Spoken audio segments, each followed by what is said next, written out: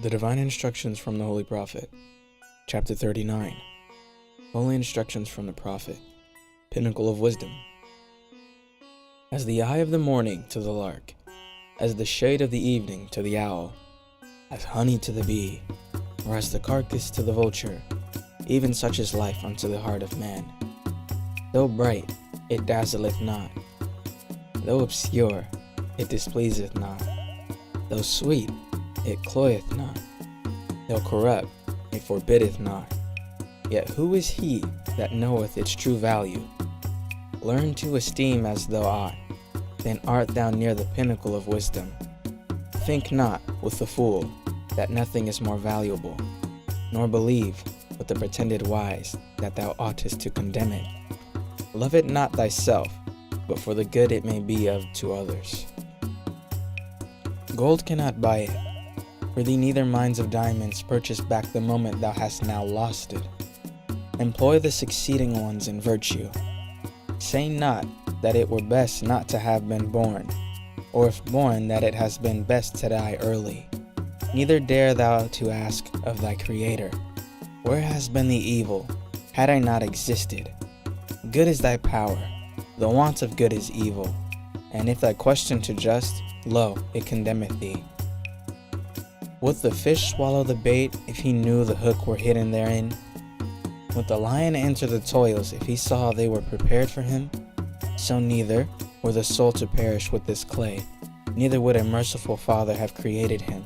No, hence, they shall live afterwards. As the bird enclosed in the cage before he seeth it, yet teareth not his flesh against its sides. So neither labor thou vainly to run the state thou art in, but know it is allotted thee, and be content within it. Though its ways are uneven, yet they are not all painful. Accommodate thyself to all, and where there is the least appearance of evil, suspect the greatest danger. When thy bed is straw, thou sleepeth in security, but when thou stretchest thyself on roses, beware of the thorns.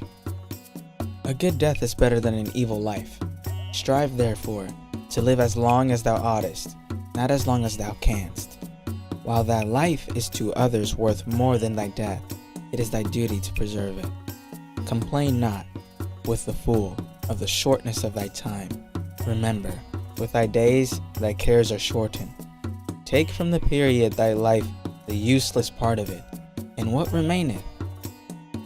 Take off the time of thine infancy, thy second infancy of age, thy sleep, thy thoughtless hours, thy days of sickness, and even at thy fullness of years, how few seasons hast truly numbered.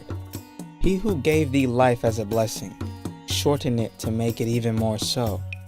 To what end would longer life have served thee? Wishest thou to have had an opportunity of more vices?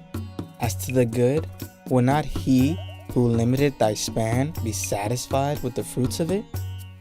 To what end, O child of sorrow, wouldst thou live longer? To breathe, to eat, to see the world? All this thou hast done often already. Too frequent repetition, is it not tiresome, or is it not superfluous? Wouldst thou improve thy wisdom and thy virtue? Alas, what art thou to know? Or who is it that shall teach thee? Badly thou employest the little thou hast. Dare not, therefore, to complain that the more is not given thee. Repine not at thy want of knowledge, it must perish within the grave. Be honest here, thou shalt be wise hereafter. Say not unto the crow, why numberest thou 7 times thy Lord? Or to the fawn, why aren't thine eyes to see my offspring, 100 generations? Are these to be compared with thee in the abuse of life? Are they righteous? Are they cruel? Are they ungrateful? Learn from them rather, that innocence of manners are the paths of good old age. Knowest thou to employ life better than these? Then less of it may suffice thee. Man, who dares enslave the world, when he knows he can enjoy his tyranny but for a moment, what would he not aim at, if he were immortal? Enough hast thou of life, but thou regardest it not. Thou art not in want of it, O man, but thou art prodigal. Thou threwest it lightly away, as if thou hadst more than enough. and yet thou repinest that it is not gathered again unto thee. Know that it is not abundance which maketh rich, but economy. The wise continueth to live from his first period. The fool is always beginning. Labor not after riches first, and think thou wilt afterwards enjoy them. He who neglecteth the present moment throweth away all that he hath. As the arrow passeth through the heart, while the warrior knew not that it was coming, so shall his life be taken away before he knoweth that he hath it. What then is life, that man should desire it? What breathing, that he should covet it? Is it not a scene of delusion, a series of misadventures, a pursuit of evils linked on all sides together? In the beginning, it is ignorance. Pain is in the middle, and its end is sorrow. As one wave pusheth on another, so both are involved in that behind them. Even so succeedeth evil to evil in the life of man. The greatest and the present swallow up the lesser in the past. Our terrors are real evils. Our expectations look forward into impossibilities. Fools to dread as mortals, and to desire as if immortal. What part of life is it that we should wish to remain with us? Is it youth? Can we be in love with outrage, licentiousness, and temerity? Is it age? Then we are fond of infirmities.